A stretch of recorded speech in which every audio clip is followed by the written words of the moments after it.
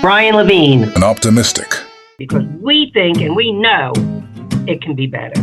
And we'll show you how in some cases. In some cases, we'll say we don't know how. And at times comedic. And I'll be talking to you about some morons.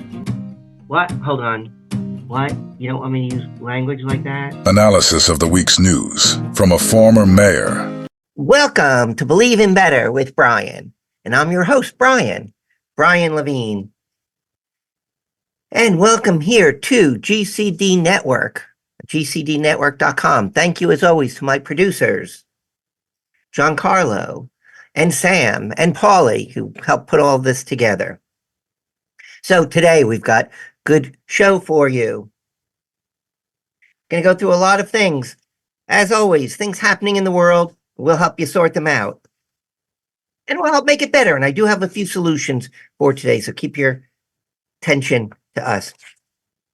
So in a few minutes, not a few minutes, probably a few seconds, we'll have our mug of the week. I'll show you what that is. And then we'll have a bunch of politics, but first a small politics that's almost funny. Then we will look at law and order on a big scale. Law and order. And I'm going to pull politics into that also. That's going to be a better segment. Then we'll have a lesser, more lighter-hearted almost, Law and Order. We'll see about that. And then we will come up with our hypocrite of the week. You're going to want to know who that is and what he, she, it said or did or wrote.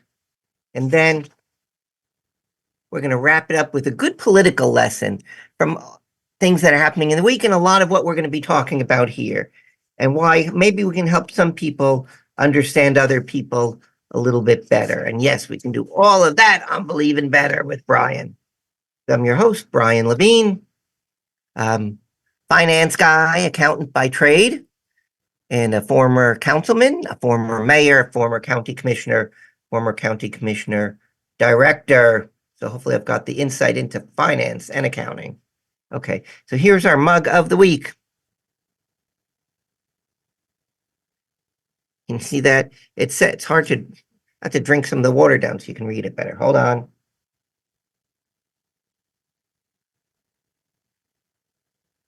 You can read, kind of seeing through the outside. It says, drink like a grandmaster.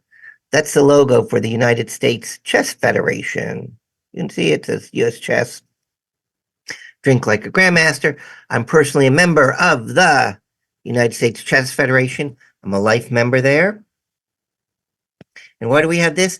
Because this week we just ended, after a few weeks of playing, the World Chess Championship.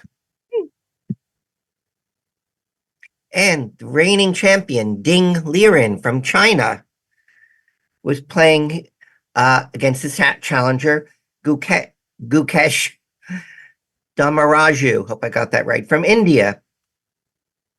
Best of 14 games, and in the last game today, Gukesh edged out Ding by winning the last game.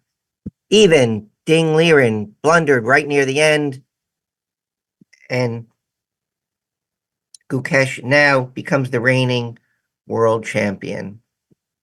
Congratulations to both gentlemen. And for the play, the effort. And I believe the prize fund is $1.3 million to the winner, $1.2 million to the loser. So in China, where Ding Liren from, do they let you keep all of that? I guess so. I don't know. So anyway, congratulations, gentlemen. Chess is a good game, good learning experience. When I was mayor, when I was county commissioner, many times I had where I went in the library, I'm going like this, because there were a bunch of kids sitting in a circle, about a dozen. And we said when I was mayor, play chess with the mayor. So I'd go and make a move, and they'd make a move. So I'd play 12 kids simultaneously. And I think they were happy to play with the mayor, and I gave each of them a little medal for that also. So, and as I told them, hey, video games are great, they're fun, but in chess, you're sitting there, It's creative. You're thinking, you're moving pieces in space in your mind, allows you to concentrate, not the immediate gratification of shoot 'em up, which again, that's not so bad, but you think and you get things done. It's great exercise. Parents, that's terrific. So here's two.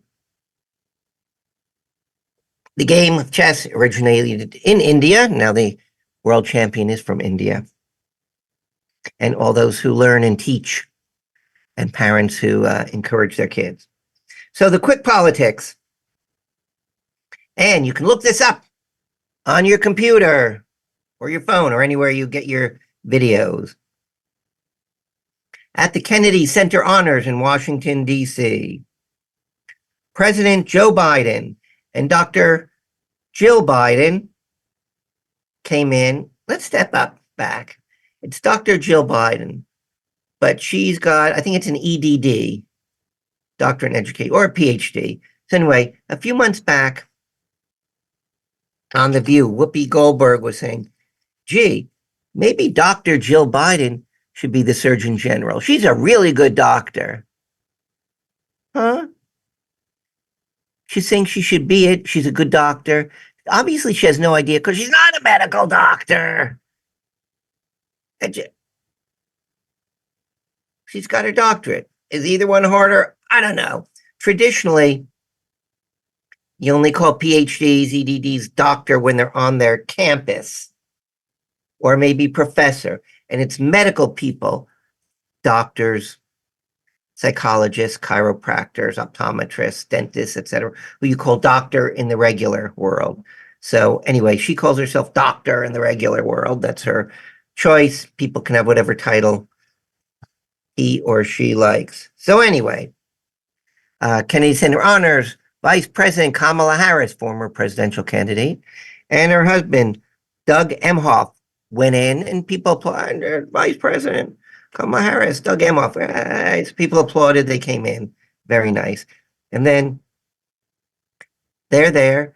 And then Joe and Jill Biden come in.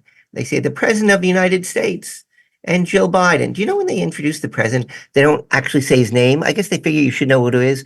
So it's usually just the President of the United States. So anyway, they come in, people applaud. That's fine, whether you politics or not. That's respect for the office. But when he comes in, he does not make eye contact with the vice president. He does not look her way.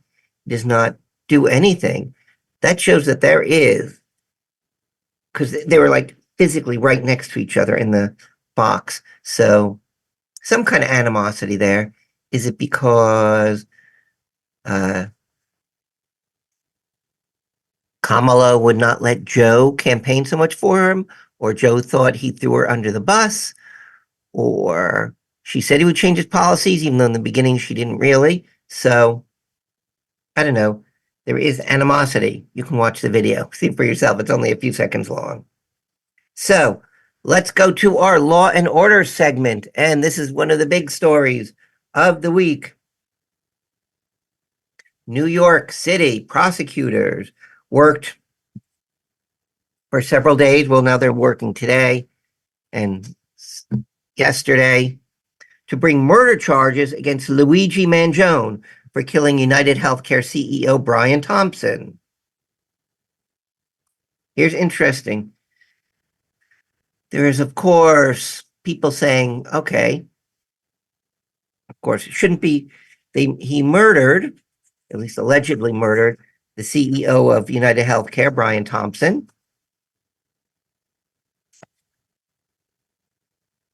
And that's wrong, of course. If he did that, someone did it because he killed him.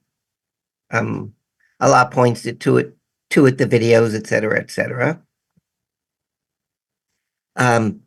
CEO Brian Thompson was being investigated for insider trading, just for information's sake.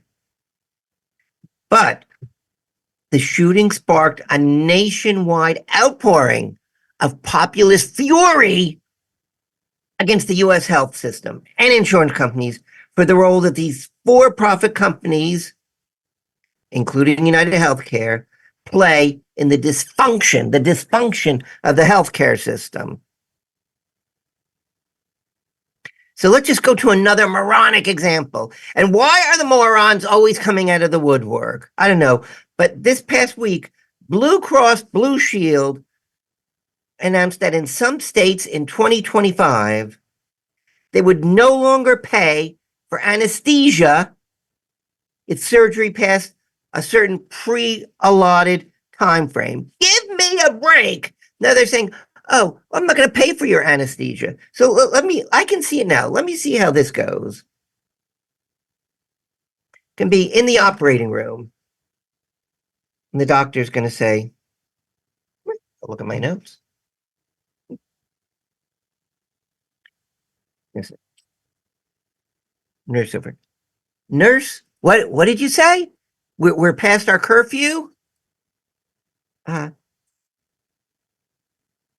why, yes, doctor, we're past the time. We're past the time, male or female nurse. We're past the time. We can't have any more anesthesia for this person.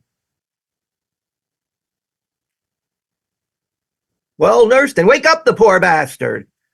But doctor, what about the pain?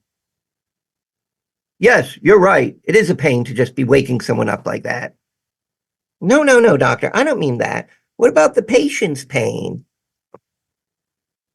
Oh, don't worry about it. Give him a bullet to bite on. Gee, they're not going to pay for the anesthesia. I'm certainly not going to pay for it. Give him a bullet to bite on. Wait a minute. I got a better idea. Give him a shot of whiskey. And here's how we're going to do it. You're going to give him some Smirnoff, but charge him for Grey Goose instead, because that's how we like to do it in this place. So that's going to be the fate of what happens with Blue Cross Blue Shield not paying for anesthesia. Next, they're going to say, hey, I got an idea. 150 years ago, there was no anesthesia, and people were very happy with their surgery. They were probably smiling through it as all the blood and guts splattered out. And those screams, though they weren't yelling back then, they were laughing. So look, why even bother with anesthesia? That doesn't help anyone. That's not like replacing a body part. That just helps the person. We're not in that kind of business. So anyway, back for Luigi Mangione. There were several defense funds set up online for him. Crowdfunding website. One was Give, Send, Go. That as of this afternoon, as we record this, raised over $50,000 for his defense fund. And it had donations so far, and it's only up a couple days, from 1,500 anonymous donors across the country. And many of them left messages in support of Luigi. And they thanked him for, quote, sparking the awareness and thought across this sleeping nation. So yes, it's almost universal. People thought, gee, it's not good to kill someone, but we should be raising awareness of the mess the healthcare system is in. So other crowdfunding sources like GoFundMe, they took down the campaigns soliciting defense funds. But to me, why take it down? Oh my goodness. First of all, there's freedom of speech, and giving someone your money is a form of speech, so says the Supreme Court of the United States. Also, what happened to presumed innocent until proven guilty? So they say, oh no, you can't give someone money for a defense fund. That's someone's money, and they're choosing to do that. And if they walked over to him with an envelope or mailed it, they would be allowed to. They should not be taking that down. And a lot of this started proven certainly stronger, presumed innocent to proven guilty. Good old our second president, talk about president, and our first vice president, speaking about vice presidents, John Adams. He defended the British in what was called the Boston Massacre, which was wasn't as many people killed as might have said, might sound by a massacre, but it was good PR at the time, because he actually believed that they might have been innocent, might have acted in self-defense, but that's beside the fact. A lot of people were against defending the British, certainly in Boston, little pre-revolution, and specifically John Adams believe the accused deserve a fair trial, which they do in this country. Even if you don't like the person or you think they're very guilty or it's apparently guilty, they deserve a proper defense. John M.'s defense of the soldiers was certainly controversial at the time. And the jury actually found 6 of the defendants not guilty and 2 of them guilty of manslaughter. And John M.'s even argued for a lesser sentence for those who were found guilty. What a great precedent for the legal institution of our country. Now we've evolved to where, let's see, lawyers are allowed to steal and do everything else. But back then it was a little bit, they had less rights. When it first came up, John Adams, without hesitation, said he will defend these soldiers. He thought they were wrongly accused, but that's actually beside the point. So let's talk about healthcare. First of all, obviously, death of Brian Thompson, CEO of United Healthcare. No one should be hurt, shot, killed. But this tragedy shone a spotlight on the healthcare industry. And like a phoenix flying out, it's a beacon to a lot of people. Thinking about how healthcare works, I just have to say, give me a break. What a mess. You funky bureaucrats making medical decisions instead of doctors, nurses, etc. No wonder people are angry at the system. I'm angry at the system. It's got to be changed. This is idiotic. You know what should happen? The flunky bureaucrats should be the ones charged with a crime for people being killed and maimed and hurt and die because they deny them care. And you know what? They can't. And on the shell casings that were left at the crime scene, it said on them, deny, defend, depose. The usual saying with the 3Ds is delay, deny, defend. And this is what insurance companies do. And anyone who's dealt with them to a degree knows that's the case. Delay, push it off. Don't let the person do it. Get extra reasoning, extra backing, extra opinions, and then deny the claim. And you know what those sons of bitches do? They deny the claim, and if people don't challenge it, they figure, hey, I denied a good claim. They didn't ask me. We insurance are ahead of the game. But if you challenge it, often they'll reverse their denial. And then when things go bad, you defend it. Delay, deny, defend. What a crap business model that is. But that's how a lot of the insurance industry operates.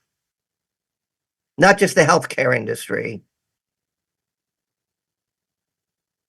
And just like the average person knows that the cost of living, like groceries, are hurtfully moving out of their reach, the average person knows that the healthcare industry is kicking them in the teeth.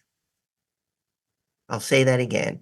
The average person knows that the healthcare industry, they won't pay for their medical care, but they'll pay for boots for themselves so they can kick the patients in the teeth. We have to do something about it. Can you even imagine that years ago, before the Affordable Care Act, pre-existing conditions were not covered? What heartless bastards those insurance execs were. There was a class action suit against NaviHealth, it's called. It's a subsidiary of United Healthcare. And the software provides algorithms for care recommendations. Might sound good, right? But it was reported they have a known error rate, in quotes, known error rate of 90%. Give me a break. They know they did that on purpose. If Walmart operated like that, they would be broke, but they don't. They have good customer care, good customer relations, because they know it, and they're the biggest retailer in the world. Give normal companies like that their kudos for knowing customer care. Healthcare industry is often, let the poor bastard patient get sick and die. We can line our pockets. So, I'll give you healthcare on a little bit of a lighter note. There's a woman, I believe she was in Ohio. Could be wrong, though. Okay. Anyway, Shannon Loflan, 44 years old. She was facing mounting bills, foreclosure on her house, rising costs. Her financial troubles began June 2023. A hailstorm caused $500,000 in damage to her home. And what happened that caused her problem? The insurance company refused to cover it. They had a loophole.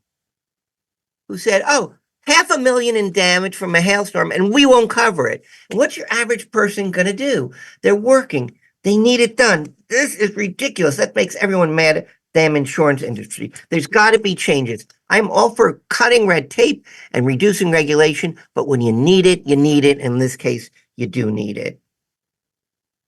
So there's skyrocketing interest rates. Her adjustable rate mortgage tripled. That was hurting her more. That's not the insurance company's fault. Her home was going into foreclosure. Utility, gas, food costs, because of the shit economy, were going up, and she had no other ways to make ends meet. So what did she do? Creative. Now, she was a sheriff's officer. She's a 21-year veteran of the Arapahoe County Sheriff's Office. She went to work for the adult film industry. It's a legal gig, right? And but she didn't tell her there's a clause in her contract, a lot of law enforcement. If you're going to get another job, you have to tell them. She did not. Ms. Shannon Lofland, 44 years old, said she was financially desperate, and she made this personal choice to do just a few films to get some extra money. Before that, she drained her savings, borrowed from family, cut expenses, but her debt collectors would continue to hound her on the phone, at her door. And she said, at the time, quote, at the time, I had no lucrative options, and her husband supported her decision. So she did it, didn't have money, family supported it. Sheriff's office launched an internal investigation after discovering her side job. Here's what I want to know. How did they discover? Was it one of the officers saying, scrolling on his phone? Ooh, that looks familiar. That's her. Launched an internal investigation. Okay. I want to know who volunteered for the internal investigation and what they did and what they examined. But anyway, so she admitted she'd violated department policy by not getting the prior approval. And she said, I knew it was against policy and could be considered leading a double life. So she was forced to resign her 21-year career at the police department because she took a side job in the adult film industry. Hope she gets a good job somewhere. She makes some money and saves her home. So let's talk about some other things here.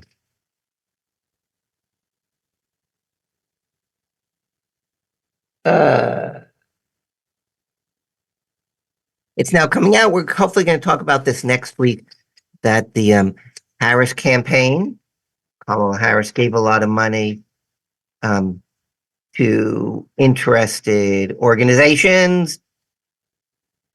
On one of the podcasts, she said she used 6 figures to build a studio for them. And the podcast said, she never built us. She built us a little one so we could do it elsewhere, but she never built us a big studio. Oh, Miss Loveland was talking about, it wasn't Ohio, it was Colorado. So let's see here. Before we go to our hypocrite of the week, let's see. Here we go. Okay, maybe we should just go the time tour. Let's just go to our hypocrite of the week. Okay, so who's our hypocrite of the week? It's also healthcare related.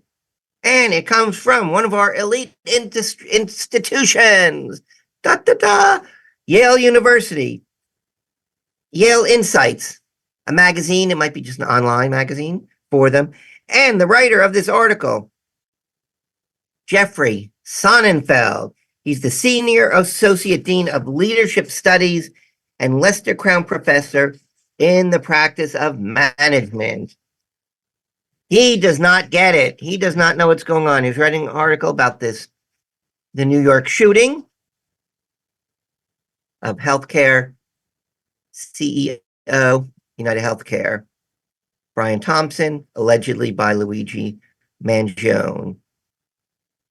And he said, quote, "This anti-business vitriol and hostility is deeply misplaced."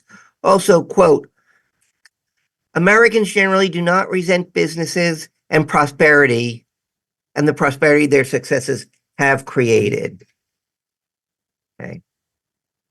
So what I have to say is moron and a hypocrite. And I'll tell you why you're a hypocrite also.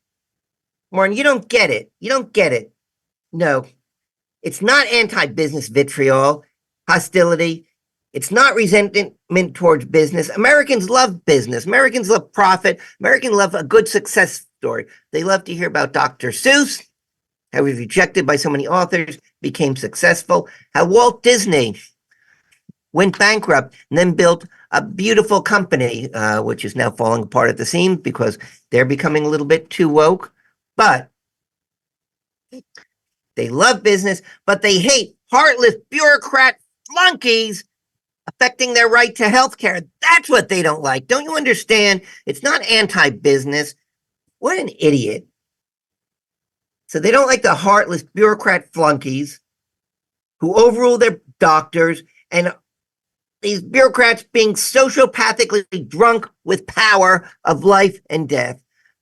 And of course, this article comes from a fully woke, out of touch Ivy League faculty member who either cannot or refuses to relate to working class people. You don't have to care. You got a super health insurance policy.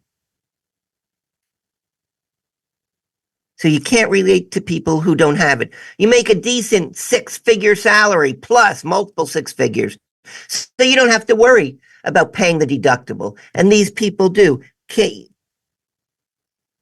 You pretend to be pro-business, but you charge your students exorbitant rates. What about the public? You just can't see the forest for the trees. You're too insensitive to see the real reason for this public reaction. You teach leadership? Ha! Did you ever actually lead anything except teaching it? And how can you teach and espouse leadership when you can't even fathom the plight of the working class? So all this, maybe it's a lesson to the people who cannot understand why Donald Trump won and Kamala Harris did not. Donald Trump got populist support. This railing against the healthcare industry is getting populist support. People were hurting in the economy. They are hurting. And they turned to Donald Trump, who said they can do it. People are hurting in the healthcare system. Now they're turning to rallying for a change to help themselves. The voters in the economy and the patients for the healthcare system both are hurting and want something better and turn to a populist means to do that. And though if, as is alleged, Luigi Mangione did shoot Brian Thompson of United Healthcare, they may know he's wrong, but they like the concept of taking down the healthcare industry, just like if they did not like Donald Trump on everything he says, they did like that he promised that he was going to be supportive of them. So here's the solution from me. Hold the bureaucrat flunkies responsible, personally and criminally if possible, and responsible for their actions. And allow people to more easily perhaps sue their insurance company and the bureaucrat flunkies who rule against them. And that's my take. And remember, the philosophy is always integrity, and the feeling is empathy. And now for a jolly empathetic person.